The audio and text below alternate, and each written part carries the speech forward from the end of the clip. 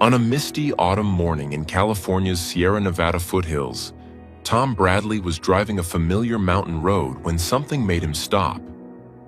At a familiar intersection near the edge of the woods, a large bobcat emerged, limping, wounded, clearly in distress from what looked like a vicious fight.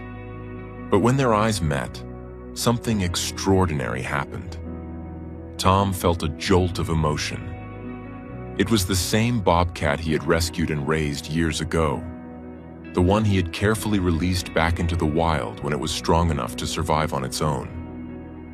How did this injured bobcat find its way back to the exact spot where its life was once saved? This is the true story of an impossible reunion, a bond that transcended species, and a decision that would shock the entire wildlife community. Before we start, hit the like button and make sure to subscribe if you haven't, and hit that notification bell so that you won't miss any new stories. The morning mist hung low over the Sierra Nevada foothills, painting the California landscape in soft grays and gentle gold. Tom Bradley drove his weathered pickup truck down the familiar mountain road, windows down to catch the crisp October air. At 68, he had grown to appreciate these quiet moments. The solitude of the early morning, the way the light filtered through the towering pines, the promise of another day at the Wildlife Rehabilitation Center where he'd volunteered for the past 15 years. As he approached the intersection where Forest Road 42 met Highway 108, Tom slowed his vehicle. This particular spot had always held special meaning for him. It was here, 7 years ago, that his life had been forever changed by a chance encounter with a tiny, orphaned bobcat cub. He still remembered that day vividly. The way the little creature had stumbled onto the asphalt, no bigger than a house cat, eyes barely open, crying pitifully for a mother who would never come. Tom had been on his way home from a supply run when he spotted the bundle of spotted fur in the middle of the road. Without hesitation, he'd stopped, carefully wrapped the weakened cub in his old hunting jacket, and driven straight to the Northern California Wildlife Rehabilitation Center where he volunteered. That cub, whom they'd named Spirit, had become his greatest success story. For 6 months, Tom had helped care for the young bobcat, watching it grow from a helpless infant to a strong, proud predator ready to reclaim its place in the wild. The release had been both heartbreaking and triumphant. Tom had carried Spirit deep into the protected wilderness area, opened the transport crate, and watched as the young bobcat had looked back at him once, just once, before disappearing into the dense undergrowth. That had been over 6 years ago, and Tom had often wondered what became of the magnificent creature he'd helped raise. This morning, as Tom's truck idled at the intersection, something caught his peripheral vision. A movement in the brush, slow and deliberate. He turned to look, expecting perhaps a deer or even a black bear, creatures that were common in these parts. Instead, what emerged from the thick manzanita and oak scrub made his heart skip a beat. A large bobcat limped onto the shoulder of the road, its tawny coat matted and dirty, one rear leg clearly injured. The animal moved with obvious pain, dragging the damaged limb as it struggled forward. But what stopped Tom's breath entirely was the way the bobcat looked directly at his truck, not with the wariness typical of wild predators encountering humans, but with something that looked heartbreakingly like recognition. Tom's hands trembled as he slowly rolled down his window. The bobcat continued its painful approach, each step deliberate and determined. As it drew nearer, Tom could see the distinctive rosette patterns in its fur, now dulled with dust and dried blood. A long gash ran across its shoulder, and bite marks were visible on its haunches. This was clearly an animal that had recently been in a serious fight, likely with another large predator. "Easy there, big fella," Tom whispered, his voice thick with emotion. The bobcat paused just a few feet from the truck, swaying slightly on its three good legs. Its golden eyes, eyes that Tom suddenly realized he remembered, fixed on his face with an intensity that sent chills down his spine. Then, the impossible happened. The bobcat took another painful step forward, placing its front paws gently against the passenger door of the truck. Its head drooped with exhaustion, but those familiar eyes never left Tom's face. There was no mistaking it now. This was Spirit, the cub he had helped raise and release all those years ago. Spirit? Tom's voice cracked as he spoke the name aloud for the first time in years. At the sound, the bobcat's ears twitched, and it made a low, chuffing sound, a vocalization Tom remembered well from the animal's kittenhood. It was the sound Spirit had made when seeking comfort or attention. Tears began to stream down Tom's weathered cheeks. The reunion was beyond anything he could have imagined, but the circumstances were heartbreaking. Spirit was clearly in distress, wounded and exhausted. The proud predator that had once bounded effortlessly through the rehabilitation center's enclosures was now struggling just to stand. Tom slowly opened his door and stepped out of the truck, moving with deliberate calm to avoid startling the injured bobcat. But Spirit showed no fear. Instead, as Tom approached, the great cat's legs gave out, and it collapsed heavily onto the gravel shoulder. With a sound that was part mew, part groan, Spirit pressed its massive head against Tom's leg, just as it had done as a cub when seeking reassurance. Kneeling beside the wounded animal, Tom carefully examined the injuries. The gash on Spirit's shoulder was deep but appeared clean. The bite marks on its rear legs were more concerning. They looked infected, and the overall condition of the bobcat suggested it had been traveling for days, possibly weeks, in this wounded state. "What brought you back here, old friend?" Tom murmured, gently stroking the matted fur on Spirit's head. "How did you know to find me?" The questions hung in the morning air, unanswered, but somehow understood. Spirit had traveled, injured and alone, to the very spot where its life had been saved once before. The homing instinct was powerful in all wild animals, but this seemed to transcend mere instinct.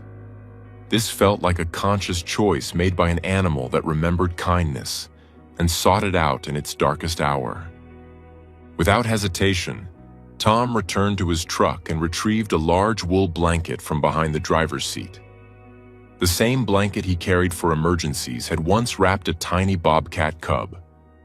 Now it would serve the same purpose for that cub, grown into a magnificent but wounded adult. Carefully, Tom lifted Spirit, no small feat, as the adult bobcat weighed around 30 pounds, and placed the animal on the passenger seat. Spirit offered no resistance, instead seeming to relax into the familiar sensation of human care.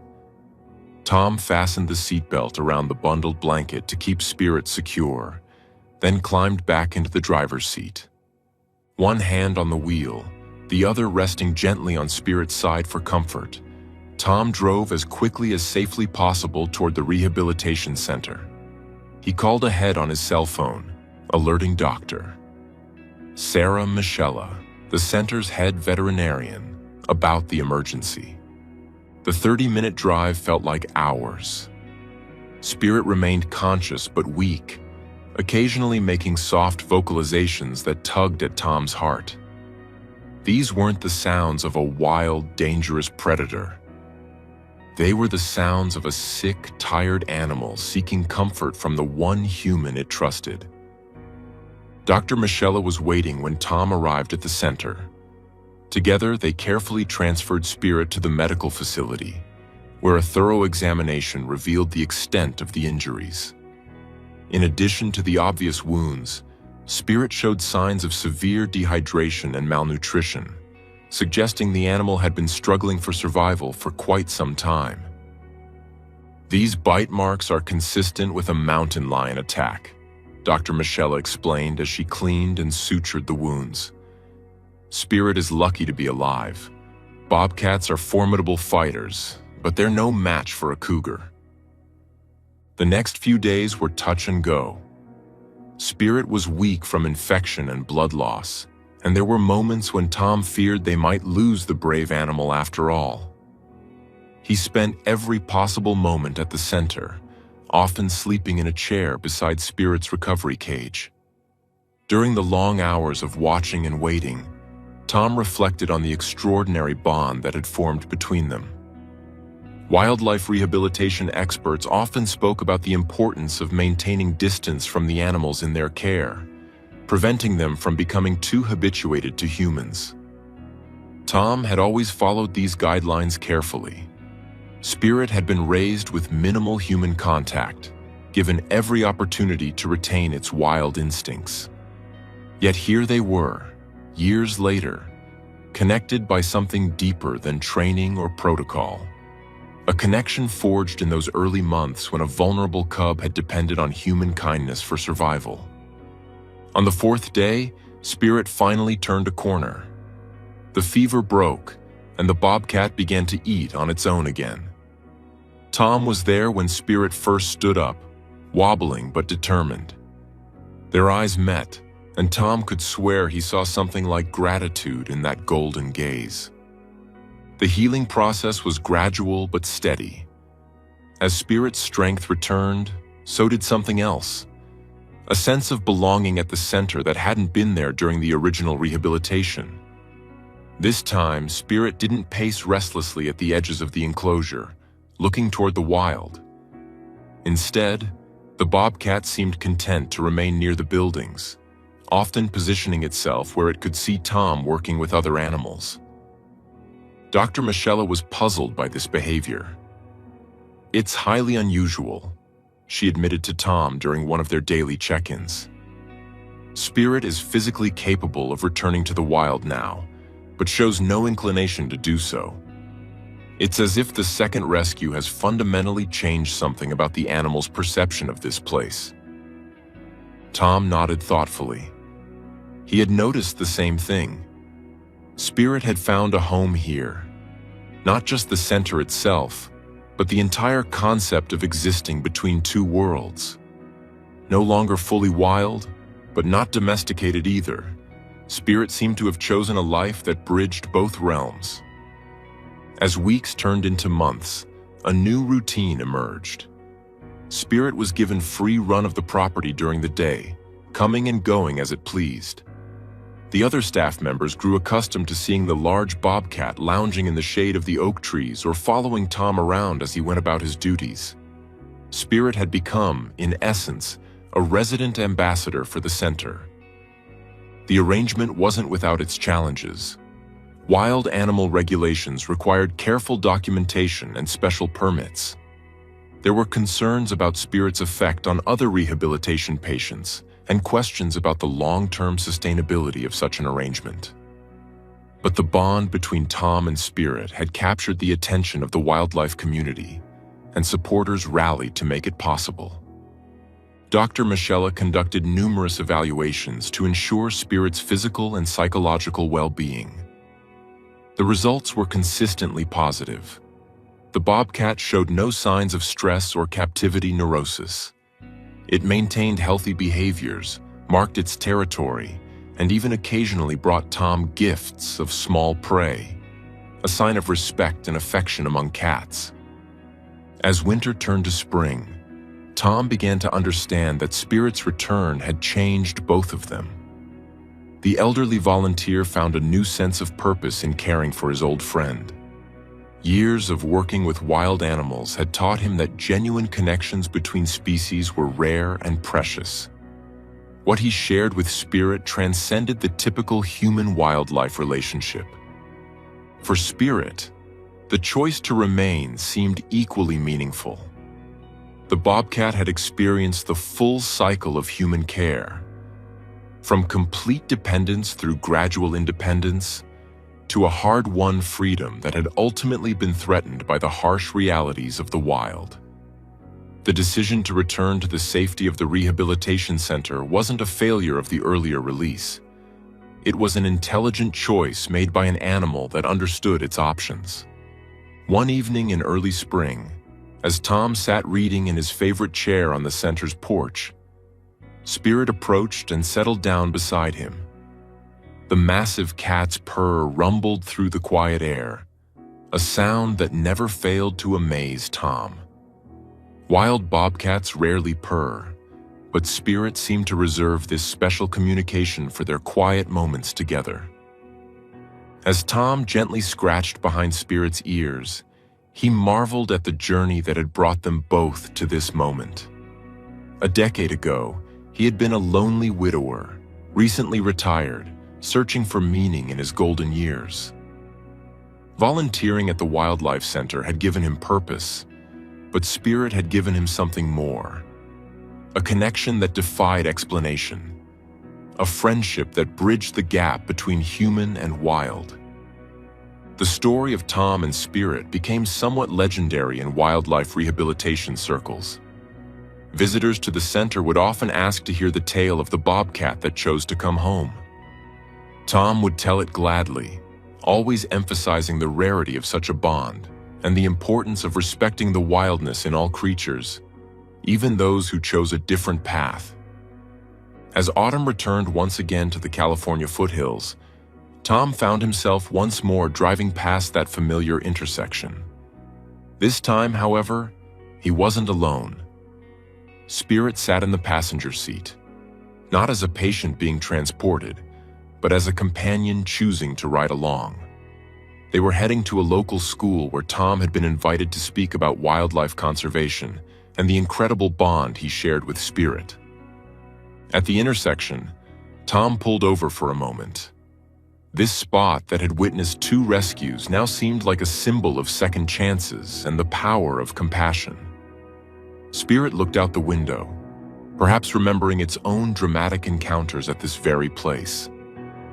"Ready, old friend?" Tom asked, his hand resting on Spirit's head. Spirit's response was a gentle nuzzle against Tom's arm, followed by that rumbling purr that never failed to warm the old man's heart. Together, they continued down the road, toward whatever adventures awaited them. In the years that followed, Tom and Spirit became ambassadors for a new understanding of human-wildlife relationships. They demonstrated that sometimes, in rare and special circumstances, the boundaries between wild and domestic, human and animal, could blur in ways that enriched both lives. Tom lived to be 93, and Spirit remained his faithful companion until the very end. When Tom passed peacefully in his sleep on a foggy autumn morning, Spirit had been curled up beside his bed, a guardian keeping watch over the man who had saved him twice, once from the road, and once from giving up on the possibility that humans could be trusted. The staff at the rehabilitation center found them together the next morning. Spirit had died sometime during the night, his great heart apparently deciding that his purpose in life had been fulfilled. Dr. Michella, now elderly herself, would later remark that she had never seen such devotion between species. They buried Tom and Spirit side by side beneath the oak tree where they had spent so many peaceful afternoons together.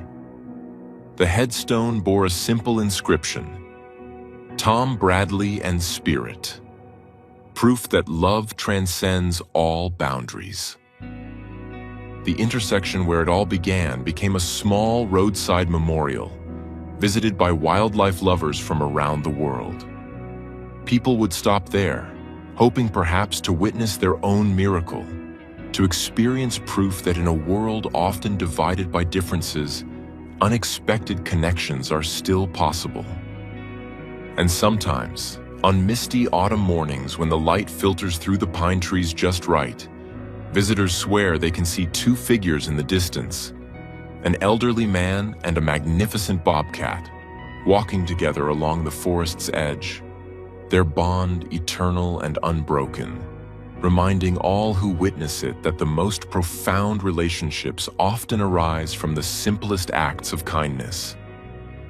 The legacy of Tom and Spirit lived on through the countless animals that found refuge at the center, and through the hundreds of volunteers who heard their story and were inspired to dedicate themselves to bridging the gap between human and wild. Their tale became a testament to the possibility that with patience, respect, and sometimes a miraculous leap of faith, the barriers between species could be crossed, creating connections that transform both human and animal lives. In a world where such stories are increasingly rare, the friendship between Tom Bradley and the bobcat known as Spirit served as a beacon of hope, proof that love knows no boundaries, that kindness is never forgotten, and that sometimes, just sometimes, the wild things choose to trust us with their hearts. Their story continues to inspire new generations of wildlife rehabilitators, conservationists, and anyone who believes in the power of compassion to create unexpected miracles. For in the end, the most shocking thing about Spirit's return wasn't that the bobcat remembered the man who saved him. It was that their reunion revealed the depth of connection possible between human and wild hearts, a bond that transcended species and touched the very essence of what it means to care for another living being. Under a frost-kissed Montana dawn, where tall grasses shimmer like scattered diamonds and ancient pines murmur forgotten secrets, something astonishing unfolded that challenged everything scientists thought they knew about wildlife. At 73 years old, Daphne Hankins had dedicated her entire life to rescuing wildcats. Yet nothing prepared her for the night when a mysterious visitor appeared outside her window. A rare, elusive bobcat that defied nature itself by seeking out human contact. But why had this wild creature, known for its fierce independence, returned after years in the wild? What secret bond linked this predator to an aging woman living alone at the edge of the forest? When scientists unraveled the truth behind their extraordinary connection, it shattered expectations and revealed a deeper, hidden world, where compassion, memory, and nature intertwined in ways no one could ever have imagined.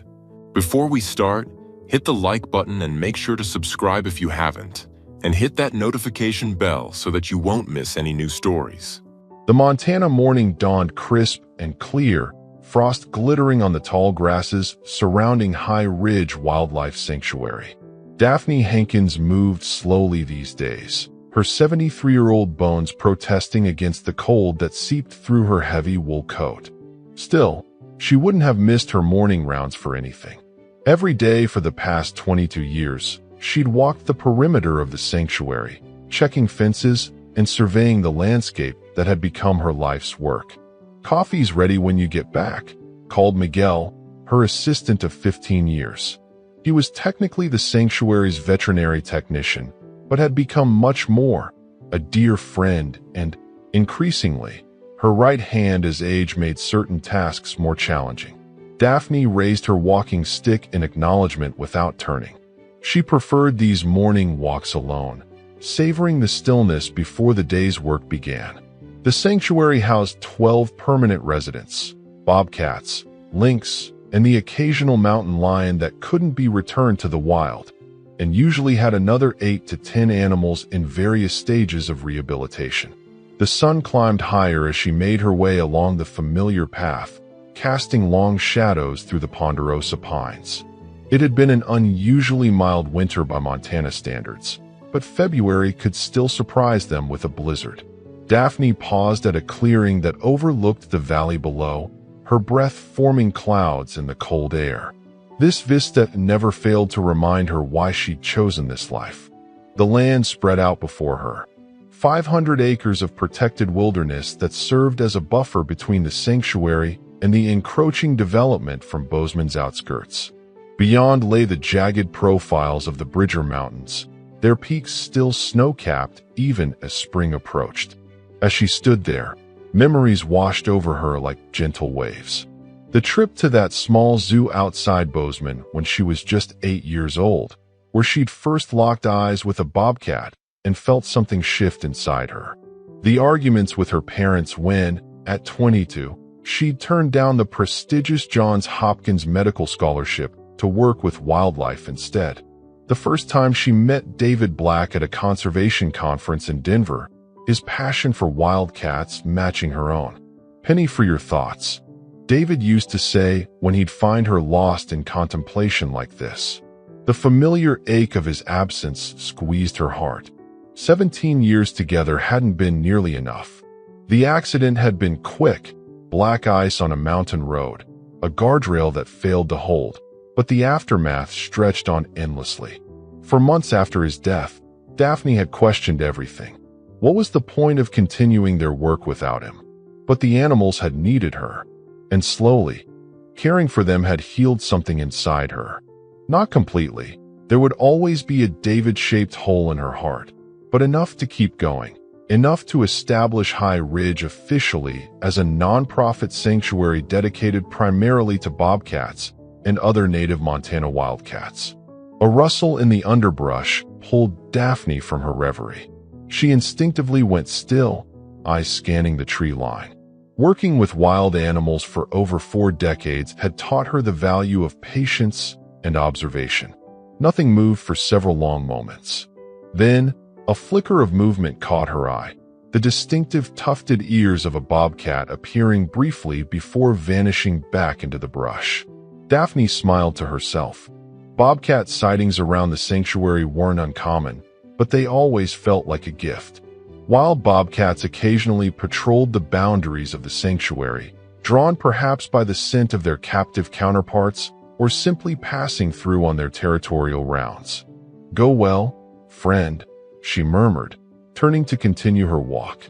The path curved around the eastern edge of the property, where the rehabilitation enclosures were situated far from the visitor center and daily human activity.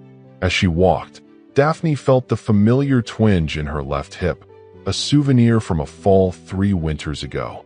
Dr. Mitchell kept telling her she should consider a hip replacement, but Daphne brushed off the suggestion. Surgery meant weeks away from the sanctuary, and she wasn't ready for that. Not yet. By the time she completed her circuit and approached the main buildings, the sanctuary was coming to life. 2 volunteer cars were parked in the small lot, and she could see Jessie, their education coordinator, preparing materials for a school group that would arrive later that morning. The sanctuary hosted educational programs twice weekly, teaching local children about wildlife conservation and the importance of protecting Montana's native species. "Morning, Daphne," Jessie called, her breath visible in the cold air. "Did you see the weather report? They're saying snow by tonight." "My hip's been telling me the same thing," Daphne replied with a wry smile. "Make sure the generator's fueled up, just in case." Inside the main cabin that served as both residence and headquarters, Miguel had indeed prepared coffee. The rich aroma filled the warm space, and Daphne gratefully shed her outer layers before wrapping her hands around a steaming mug. "Any problems on the perimeter?" Miguel asked, not looking up from the medication chart he was updating. "All quiet. Spotted a wild bobcat on the East Ridge, though." Miguel glanced up, interest flickering across his face. "Male or female?" "Didn't get a good look. Just saw the ears." Daphne settled into her chair by the wood stove, feeling the heat begin to thaw her chilled limbs. Could have been anyone. But even as she said it, a thought nagged at her mind. There had been something about the way the bobcat moved, something vaguely familiar that she couldn't quite place.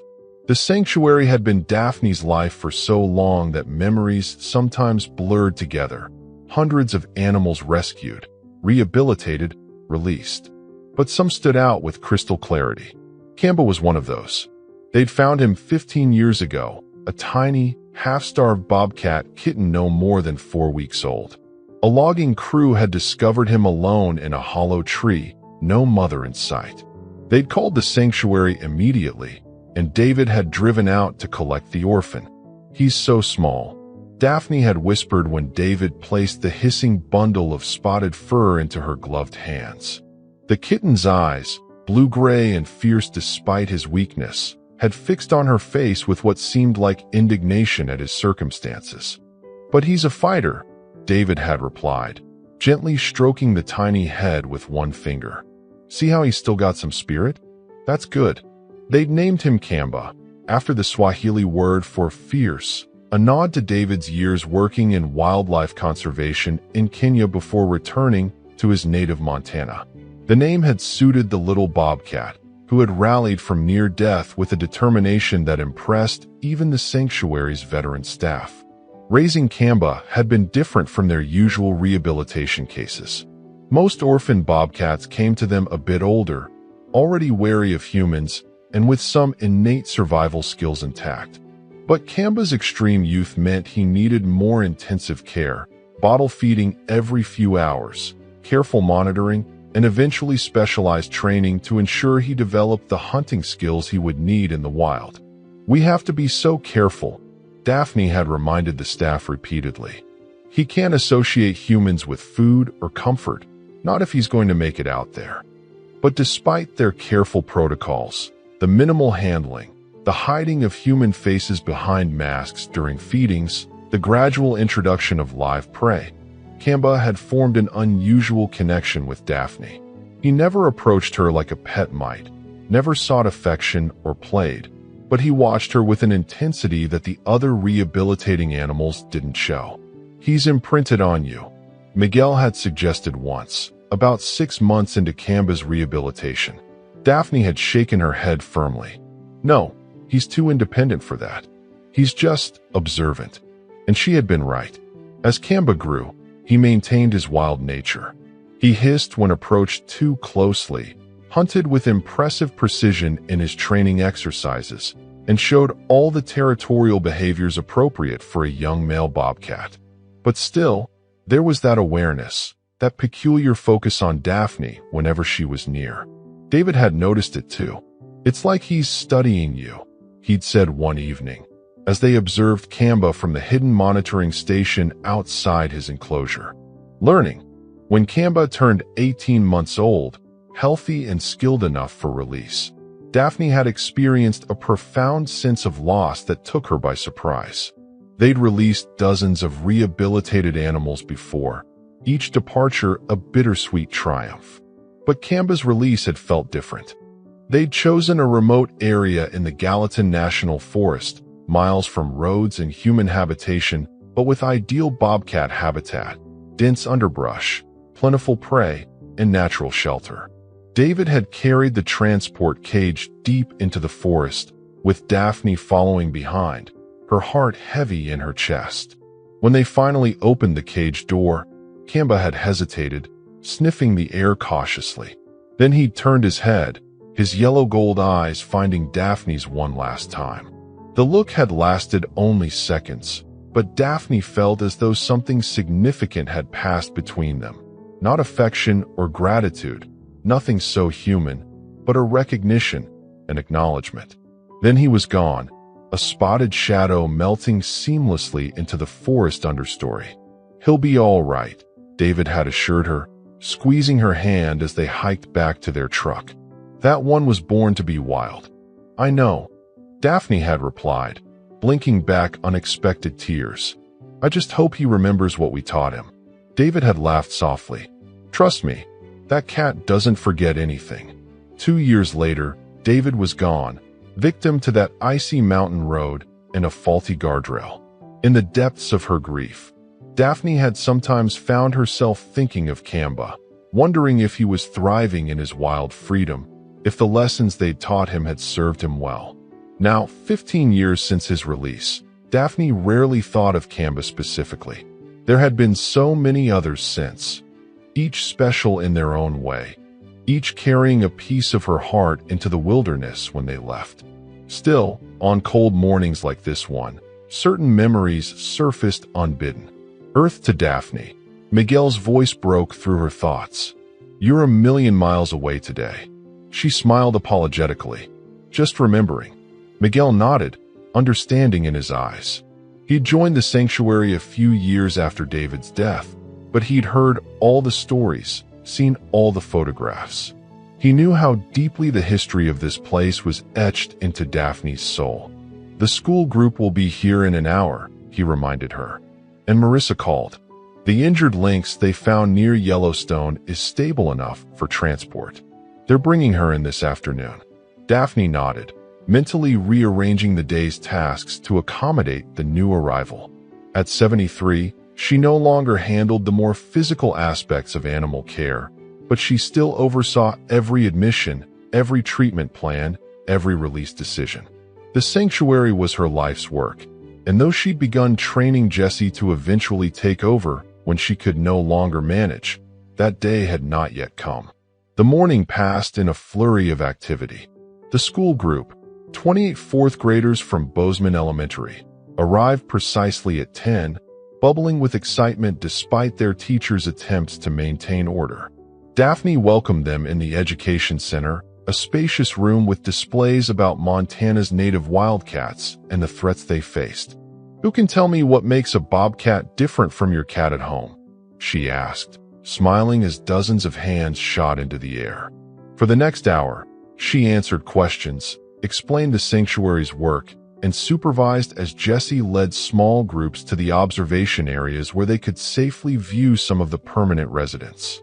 The children were enthralled, especially by Samson, an elderly bobcat with one eye who had been at the sanctuary for 12 years after being rescued from an illegal exotic pet situation. "He looks so soft," one little girl exclaimed, pressing her nose against the viewing glass. "Can we pet him?" "No, honey," Daphne explained gently. "Even though Samson has lived here a long time, he's still a wild animal, not a pet. We never touch the animals unless they're sick and need our help. That's how we show them respect." The girl nodded solemnly, clearly taking this lesson to heart. These moments were what kept Daphne going, the chance to instill in a new generation the same reverence for wildlife that had shaped her own life. After the school group departed, Daphne retreated to her small office to catch up on paperwork. Grant applications never wrote themselves, unfortunately, and the sanctuary's operating costs increased every year. She was deep in concentration when a knock at her door announced Miguel's presence. "Marissa's here with the lynx," he said. "She's in pretty rough shape, hit by a car on the highway near the park entrance. Multiple fractures, possible internal bleeding." Daphne nodded grimly and followed him to the medical building. Wildlife rehabilitation was not for the faint of heart. For every success story, there were animals they couldn't save despite their best efforts. The young female lynx lay sedated on the examination table, her beautiful coat matted with blood and road grime. Dr. Ellie Chun, the veterinarian who came to the sanctuary twice weekly and for emergencies, was already assessing the damage. "Good news is, her spine seems intact," Dr. Chun reported. "Bad news, compound fracture of the left hind leg, 3 broken ribs, and I'm concerned about her right lung. She's going to need surgery, and even then, her chances are maybe 50-50. Daphne studied the injured cat, noting her youth, probably just 2 years old, in good muscle condition before the accident. She deserves that chance, Daphne decided. Let's proceed with surgery. The next few hours were a tense blur of activity as Dr. Chun operated, with Miguel and Marissa assisting and Daphne monitoring vital signs. By the time they transferred the still unconscious lynx to a recovery enclosure, the short winter day was fading toward dusk, and fat snowflakes had begun falling just as the weather report had predicted. "You should head home before the roads get bad," Daphne told Dr. Chun as they cleaned up the surgical area. "Miguel and I will monitor her overnight. Call me if anything changes," the veterinarian instructed, already pulling on her heavy coat. "And Daphne, get some rest yourself. You look exhausted." Daphne waved away the concern. "I'll sleep when she's stable." After Dr. Chun and Marissa had departed, Miguel insisted on making dinner. They ate simple sandwiches in the main cabin, both too tired for conversation. The snow continued falling, blanketing the sanctuary in deepening white. By the time they'd checked on the lynx again, still unconscious but with stable vital signs, the world outside had transformed into a winter wonderland, tree branches heavy with snow and all human sounds muffled by the thick blanket of white. "I'll take first watch," Miguel offered. "You get some sleep, and I'll wake you at 2. Too tired to argue, Daphne retreated to her small bedroom in the back of the cabin. She didn't bother changing out of her clothes, just kicked off her boots and lay atop the quilt, intending to rest her eyes for just a moment before properly preparing for bed. She woke with a start several hours later, momentarily disoriented in the dark room. A glance at her bedside clock showed 1:47 a.m. Something had awakened her, but it wasn't Miguel. It wasn't yet time for her shift with the injured lynx. Then she heard it again, a strange scraping sound at her window. Daphne sat up slowly, her heart suddenly pounding. The sanctuary's remote location meant they occasionally had unwelcome nighttime visitors. Not the human kind, but bears, mountain lions, or other wildlife drawn by the sense of the animals in their care. Usually, the tall perimeter fences kept larger predators out, but in deep snow, sometimes drifts formed that allowed animals to climb over. The scraping came again, followed by a soft thump against the glass. Not a bear. Then, too controlled, too deliberate. Careful not to make sudden movements, Daphne reached for the flashlight she kept beside her bed. The curtains were drawn across her window, preventing her from seeing what was outside. Moving quietly, she slid from the bed and approached the window, flashlight gripped tightly in her hand. In one swift motion, she pulled back the curtain and shone the light out into the snowy night. A pair of gleaming eyes reflected the beam back at her, set in the distinctive face of a bobcat perched on the narrow windowsill outside her room. The animal didn't flinch from the sudden light, didn't hiss or retreat. It simply stared at her with an unervingly steady gaze. Daphne's breath caught in her throat.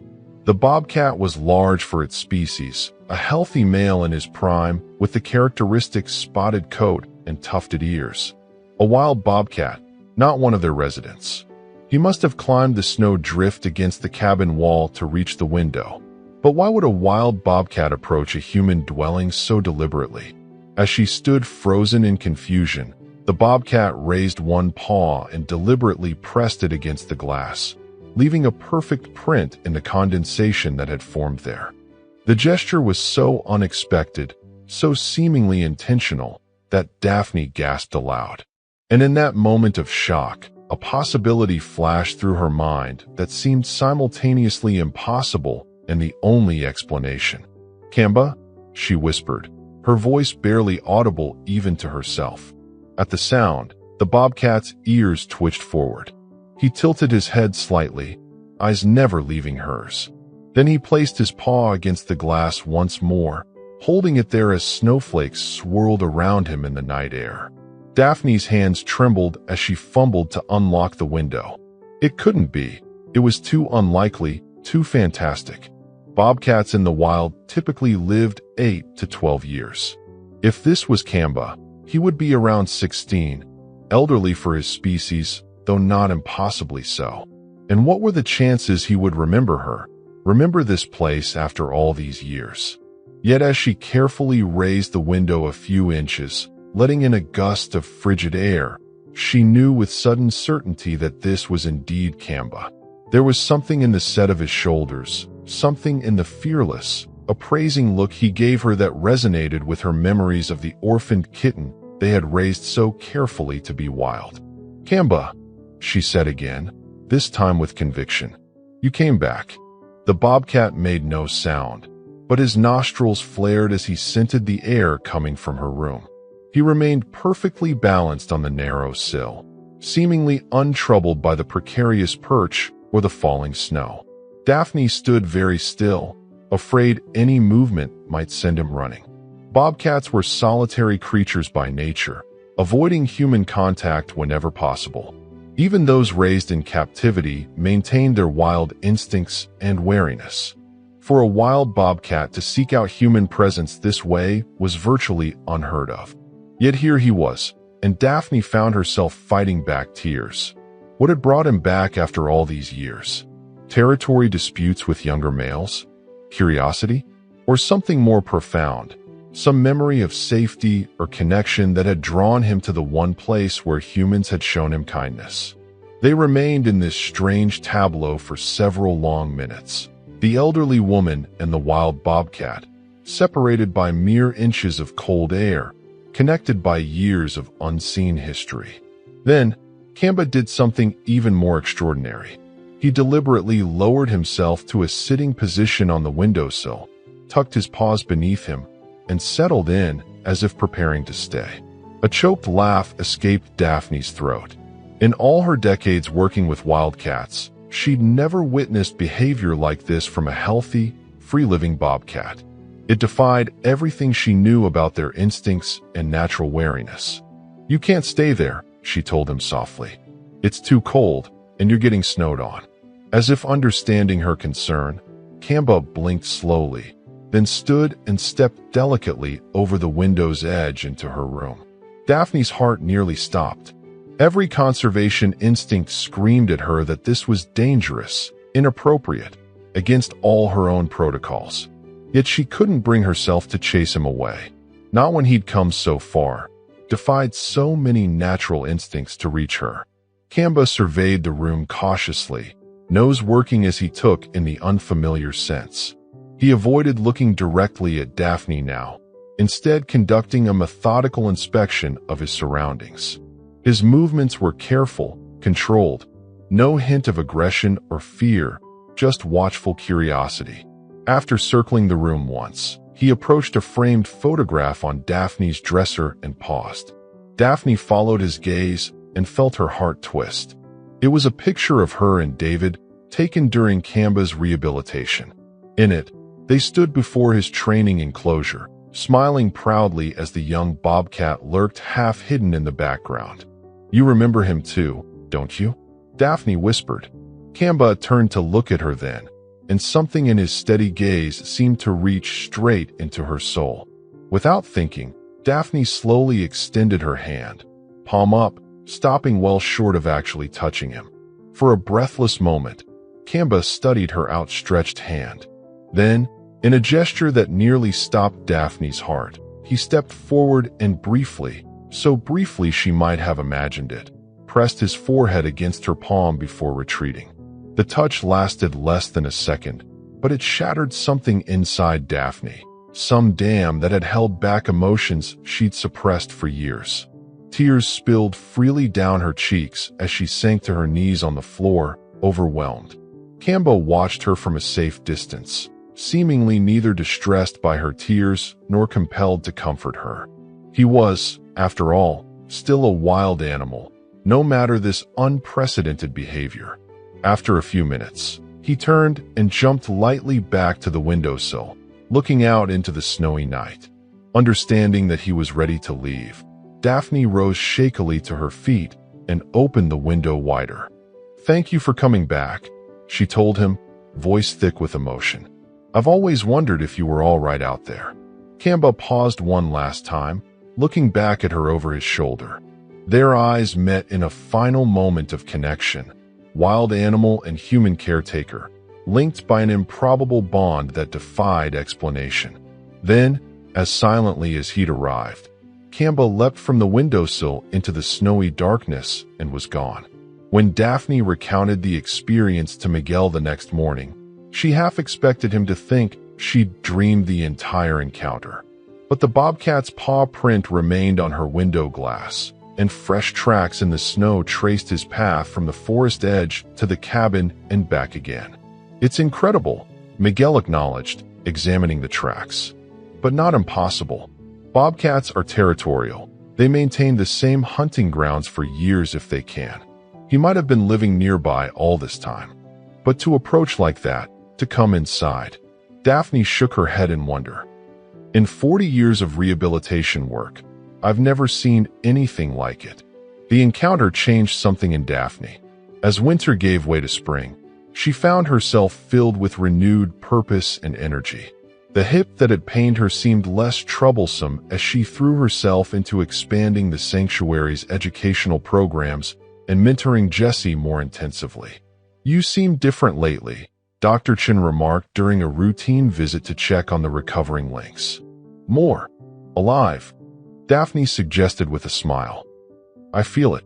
Throughout that spring and summer, Daphne occasionally glimpsed what she believed was Kamba patrolling the boundaries of the sanctuary property. He never again approached the buildings or sought direct contact. But sometimes, when she conducted her morning walks, she would catch sight of a bobcat watching from a distance before melting away into the underbrush. Each sighting felt like a gift, a reminder that her life's work had meaning beyond what she could measure or document. Somewhere in the wild forests of Montana, a bobcat who had once been a helpless orphan now lived free and strong, carrying with him some memory of human kindness that had drawn him back against all natural instinct. When winter returned and Daphne celebrated her 74th birthday, the sanctuary staff presented her with a special gift, a trail camera they had secretly installed at the forest edge, which had captured clear images of what was unmistakably Kamba making his regular rounds of the sanctuary perimeter. "He's been here all along," Jessie told her, eyes shining with excitement. "At least once a week, according to the timestamp data. Always at dawn, always following the same route. It's like he's checking on us." Daphne studied the photographs with tears in her eyes. Kamba looked magnificent, healthy, powerful, every inch the wild predator he was meant to be. And yet, he had chosen to maintain this strange, distant connection to the humans who had once saved his life. That night, alone in her room, Daphne looked out her window at the star-filled Montana sky and felt a profound sense of completion. Her life had not followed the path others had expected, not the prestigious medical career, not even the conventional family that her parents had hoped for. Instead, she had built something unique and precious, a legacy of compassion that extended beyond human boundaries, touching the lives of creatures who would never understand the concept of gratitude, yet somehow embodied it in their continued existence. And in one extraordinary case, in one wild bobcat who remembered, that legacy had come full circle in a way she could never have imagined. "We did good, David," she whispered to the night. "We did good." As if in answer, a distant, raspy call echoed from the forest edge, the distinctive sound of a bobcat in the night. Whether it was Kamba or another of his kind made no difference. They were out there, living the wild lives they were born for, partly because of her choices, her sacrifices, her love. And that, Daphne reflected as she closed her curtains against the night, was the most incredible gift of all.